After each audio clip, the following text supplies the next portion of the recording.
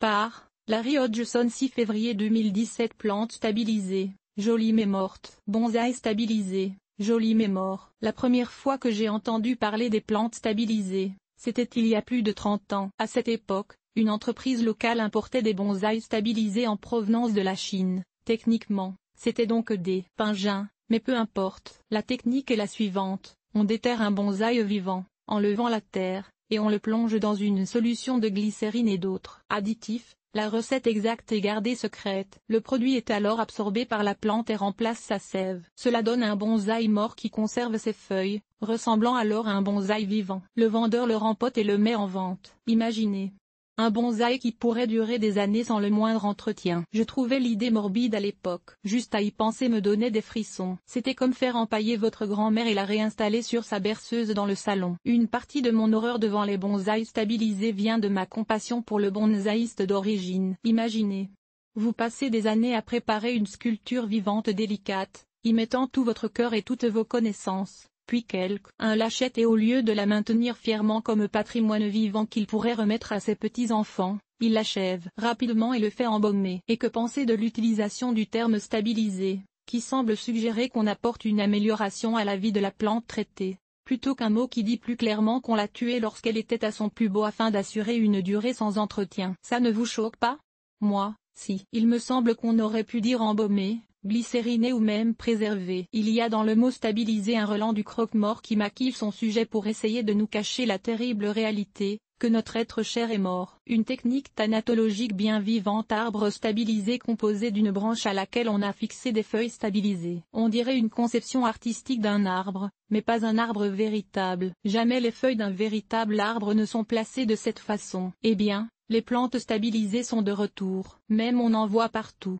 Palmier stabilisé, fleurs stabilisées, tableau de mousse stabilisé, bonsaï stabilisé, oui, ils sont toujours là. Même des arbres stabilisés, c'est-à-dire des branches et des troncs décorés de feuilles stabilisées. Il n'est plus question de plantes de plastique ou de plantes de soie qui ne contiennent pas, bien sûr, un seul fil de soie véritable, mais que du polyester, mais que de plantes stabilisées. Tableau de mousse stabilisé, très joli. Mais j'aurais mieux aimé si les mousses étaient vivantes. Mais ce que je vois le plus souvent ces jours-ci dans les restaurants, les bureaux et les centres commerciaux les plus branchés sont des murs végétalisés stabilisés composés largement de mousse et de lichen morte. Il est incroyable de penser que le mur vert ou végétalisé, les deux termes s'emploient, composé de plantes vivantes, un concept très récent. Elle date d'il y a 15 ans à peine, et conçue comme façon écologique pour filtrer l'air pollué et contrôler la température. Dans nos villes, est si vite été détourné. Déjà il existe probablement plus de faux murs verts que de murs végétalisés vivants. Quelle horreur! Mon expérience faux murs verts au resto, combinant mousse et lichen stabilisé avec des plantes en plastique. Ce qui a provoqué cette diatribe était le mur vert dans le restaurant où ma femme et moi avons dîné l'autre jour. J'étais ravie de ce que j'ai pris au début pour un tableau vivant. Il était certainement attrayant, mais je trouvais la coloration des plantes curieuse. La glycérine préserve les plantes et les fleurs, mais modifie leur couleur. Je suis donc allé regarder de plus près. À ma grande déception, le mur vert était un faux. Il n'y avait aucune plante vivante dedans, que des plantes stabilisées avec quelques succulentes en plastique. Combien de plantes sont mortes lors de la fabrication de ce tableau? Certainement des centaines. J'étais si déçu. Un mur vert vivant aurait filtré l'air de ses polluants, éliminé la poussière de l'air et fourni de l'oxygène aux invités du restaurant. Un mur vert artificiel, désolé. Je veux dire un mur vert stabilisé, n'est qu'une décoration.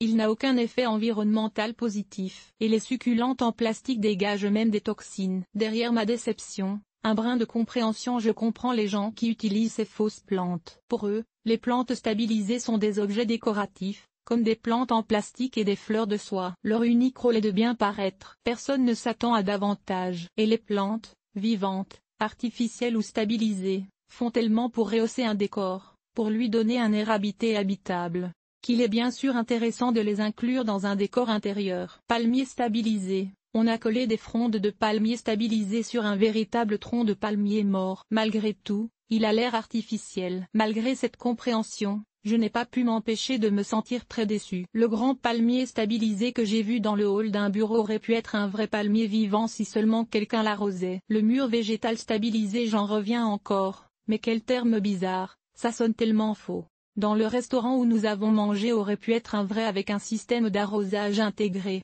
Mais alors il aurait fallu que quelqu'un aille faire un peu de taille tous les 3 ou 4 mois. De nos jours, personne ne veut parler d'entretien. Nous ne voulons que des choses faciles à maintenir, pas de soins, pas de soucis. De ce point de vue, un mur vert artificiel bat mur vert réel 100 à l'heure. Information trompeuse. Un autre aspect qui mérite est l'information trompeuse que répètent les vendeurs de plantes stabilisées. Non, ils ne mentent pas exactement, mais ils détournent toutefois la réalité à leur avantage. Par exemple, ils insistent que, contrairement à une plante vivante, leur produit n'a pas besoin d'arrosage, de rempotage, d'engrais ou de lumière. Bien sûr que non. C'est très clair qu'une plante morte n'a besoin d'aucun de ces services. Mais parfois il y a des choses si évidentes qu'il n'est pas nécessaire de les dire. Quand vous achetez un réfrigérateur, est-ce que le vendeur vous rappelle qu'il faut le brancher? Mur végétal stabilisé. Le fournisseur de celui-ci n'explique pas que ces plantes sont mortes. Il laisse plutôt sous-entendre qu'elles sont en dormance, n'attendant que le bon moment pour reprendre vie. Aussi, les vendeurs insistent sur le fait que le traitement de stabilisation est 100% naturel, donc très écologique. Mais pomper une plante pleine de glycérine n'est pas naturel. Et est-il vraiment écologique de tuer une plante, non pas par nécessité, comme pour se nourrir ou pour s'abriter, mais juste pour embellir? Où est l'écologie là-dedans? Une plante vivante est bien plus écologique. Et les fournisseurs soulignent que les plantes conservent leur aspect naturel, leur élasticité, leur texture et leur couleur. Pardonnez-moi, mais je ne suis pas d'accord. La stabilisation change définitivement la couleur de la plante, bien que les solutions stabilisantes contiennent différents colorants pour essayer de la raviver. Et aussi cette coloration se dégrade avec le temps. De plus,